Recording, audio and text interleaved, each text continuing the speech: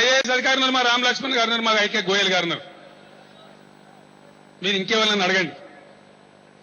ఆంధ్రప్రదేశ్ రాష్ట్ర చరిత్రలో ఇయ్యాలున్నంత మంది మంత్రులు ఐఏఎస్ ఆఫీసర్లు జైల్లో ఎప్పుడైనా ఉన్నారా? మంత్రులు ఐఏఎస్ ఆఫీసర్లు ఎందుకు జైల్లో ఉన్నారు? ఇలా ఏ రాజ్యం యొక్క పుణ్యం ఇది? రాజశేఖర రెడ్డి రాజ్యం యొక్క పుణ్యం, జగన్మోహన్ రెడ్డి చేసిన దందాల పుణ్యం. ఇలా మొత్తం ఐఏఎస్ అధికారుల గౌరవం పోయే విధంగా వాళ్ళందరూ ఇలా జైలు ఉండే దుస్థితి ఏ రాజ్యంలో వచ్చింది? మంత్రులు జైలులో ఉన్న సంఘటనలు గతంలో చూసినామా? మంత్రులు ఐఏఎస్ అధికారులు జైలులో ఉంటారు. ఇలా రాజన్న రాజ్యం ఫలితం. గా రాజ్యం కావన్నా మనకు? గా రాజ్యాన్ని ఆహ్వానిద్దామా? దయచేసి ప్రజలు ఆలోచించాలని చెప్పి నేను కోరుతా ఉన్నా.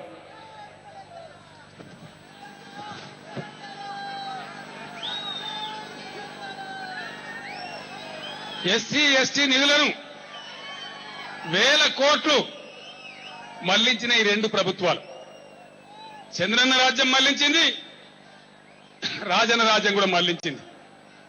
ఎస్సీ ఎస్టీ నిధులను ఇతరుల కైకరి చేసి మన దళితుల నోట మట్టి కొట్టినటువంటి రాజ్యాలు కావన్నా మనకు? ఆలోచించమని చెప్పి నేను ప్రజలను కోరుతా ఉన్నా. ఇన్ని రకాలుగా అవమానపరిచిందండి రాజశేఖర రెడ్డి.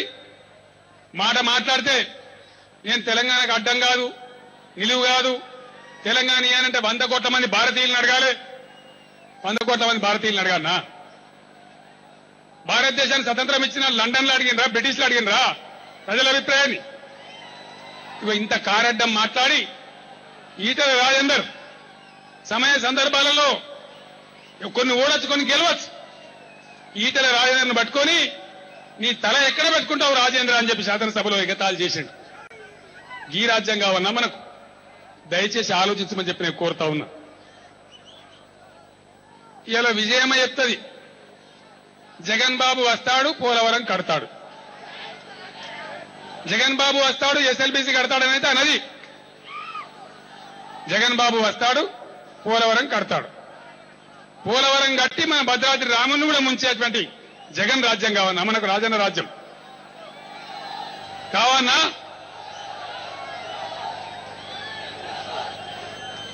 విజయం వద్దాయా బాబు? ఎవరు వాళ్ళు ఇక్కడ అరిస్తే వినేస్తాదా బాబు?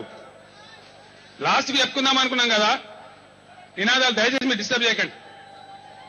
విజయమ్మ చెప్తున్న సభలలో వైఎస్ రాజశేఖర రెడ్డి గారికి అన్ని ప్రాంతాలు సమానమని. సమానమా? ఇదే జిల్లాలో లేదు సాక్ష్యం.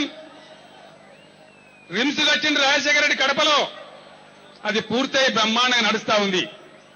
మరి బీబీ నగర్ మండలంలో ఇక్కడ నిమ్స్ మొదలు పెట్టిండు. ఎందుకు ఎక్కడేసిన గొంగడు అక్కడి మా డాక్టర్ నర్సయ్య గారు చూస్తా ఉన్నారు, బూర నర్సయ్య గారు. అలా ఉద్యమం చేద్దామంటున్నారా? నిమ్స్ కంప్లీట్ అయింది, రిమ్స్ కంప్లీట్ అయింది, బ్రహ్మాండంగా వెలిగిపోతుంది. నిమ్స్ మాత్రం ఇలా గుడ్డి దీపం పెట్టేది కూడా లేదు. ఇది అన్ని ప్రాంతాల సమానానికి రాజశేఖర రెడ్డి నీతికి కనబడతలేదా నిమ్స్ ఇక్కడ? ఏందది? ఇక ఇంకో జీవో ఇచ్చిన నిరంజన్ రెడ్డి గారు. వైఎస్ కు అన్ని ప్రాంతాలు సమానం అంటాడు. అన్ని ప్రాంతాలు సమానమైతే ఆయన పోతిరెడ్డిపాడు ప్రాజెక్టుకి 30 రోజులలో నీళ్లు తీసుకుంటాడట. నల్లగొండ జిల్లాకు నీళ్ళు వచ్చే ఎస్ఎల్బీకి బీసీకి మాత్రం మనం 90 రోజులలో తీసుకోవాలన్నట్టు.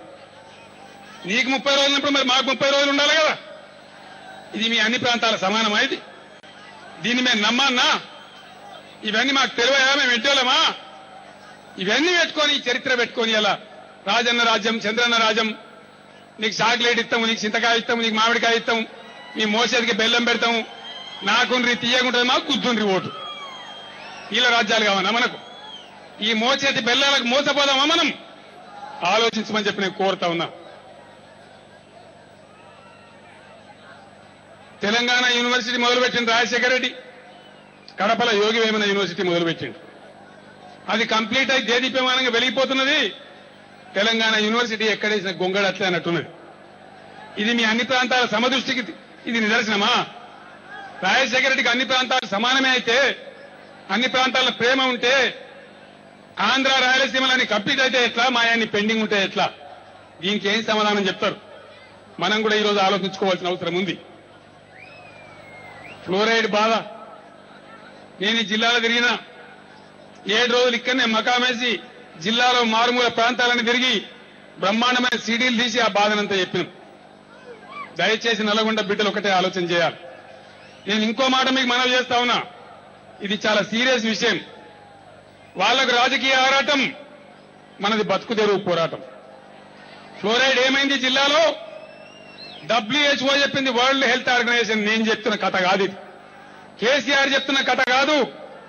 ఈ జిల్లాలో ఏమైందంటే బోర్లు ఏసీ ఆ ఫ్లోరైడ్ నీళ్లను తీసి పంటల కోసం పొలాలకు పెట్టింది. ఇలా నల్లగొండ భూములు మొత్తం ఈ జిల్లాలో కంప్లీట్ ఫ్లోరైడ్ విషయంతో నిండిపోయి ఉన్నాయి. దానిలో వేసిన పంటలు తింటే కూడా ఇలా నల్లగొండ జిల్లా ప్రజలకు ఫ్లోరైసిస్ బీమారు వస్తా ఉంది.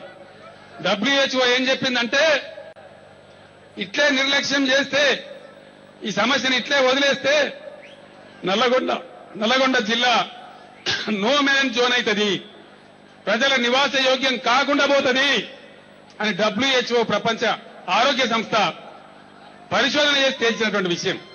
మరి దీనికి పరిష్కారం ఏందని వాళ్ళు అడిగితే వాళ్ళు చెప్పింది ఒకటే మాట, నల్లగొండ జిల్లాకు సర్ఫేస్ వాటర్ రావాలి, కాలువల ద్వారా ప్రాజెక్టుల నీళ్లు రావాలి. అదొక్కటే ఈ సమస్యకు పరిష్కారం. లేకపోతే ఈ జిల్లా మనుషులు నివసించడానికి వీలు లేకుండా తయారైపోతుందని కూడా ప్రపంచ ఆరోగ్య సంస్థ చెప్పింది. తెలంగాణ రాజ్యం తెచ్చుకొని డంకా బజాయించి మన ప్రాజెక్టులు మనం కట్టుకొని కృష్ణలో మన వాటా మనం మలుపుకొని నల్లగొండ జిల్లాను మంచిగా బ్రహ్మాండంగా పంట కాలువలు నీళ్లు తెచ్చుకొని ఈ ఫ్లోరైడ్ భూతాన్ని తరిమి కొడదామా?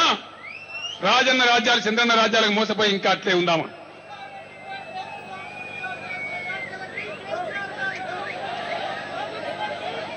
ఈ రకంగా ఈ రాజ్యాలు వాళ్ళని పోలీసులకు ఇచ్చేయండి. మీరు కూర్చోండి, మీరు కూర్చోండి ప్లీజ్.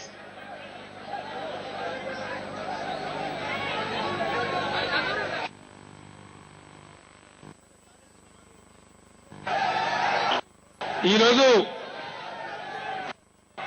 కొంతమంది తెలుగుదేశం పంపిస్తే వచ్చి లొల్లి పెట్టలు ఉంటారు, మనకు తెలుసు.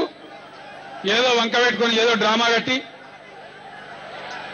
ఏంటది, ఉన్న ప్రొఫెసర్ కోదండరామ్ గారు గీతారెడ్డి మీద వ్యాఖ్యలు చేసిందని చెప్పి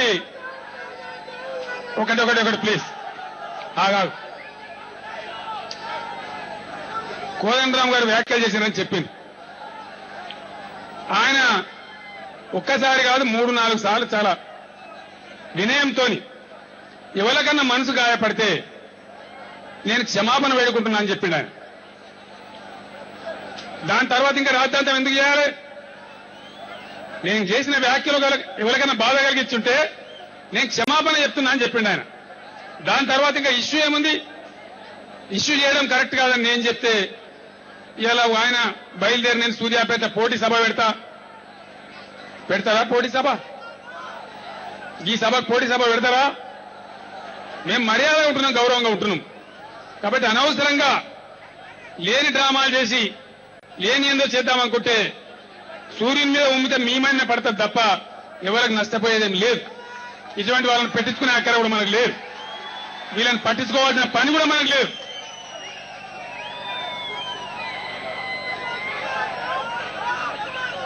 ఇవాళ వైఎస్ ప్లీజ్ బ్రదర్ ప్లీజ్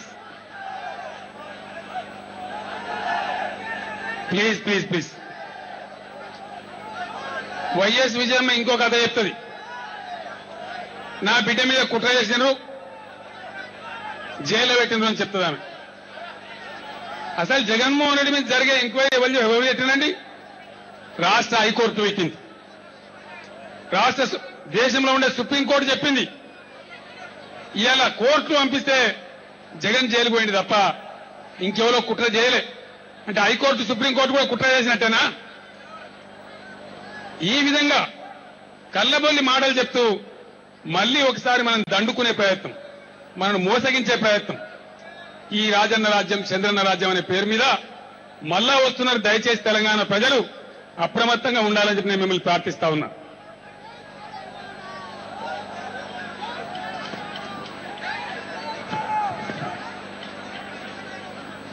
మిత్రులారా, నేను మీకు మనవి చేసేది ఒకటే,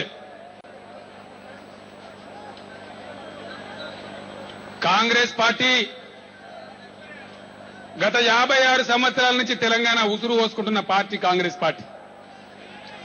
ఇటీవల కాలంలో పిలిచి మోసం చేసిన పార్టీ కాంగ్రెస్ పార్టీ. తెలంగాణ ప్రజల జీవితాలతో ఆడుకుంటున్న పార్టీ కాంగ్రెస్ పార్టీ. తెలంగాణ సత్యదాకా రాణి అని చెప్పి అడ్డం పట్టోడు రాజశేఖర రెడ్డి. వస్తే అడ్డంగా పడుకొని ఆగబట్టినోడు చంద్రబాబు నాయుడు.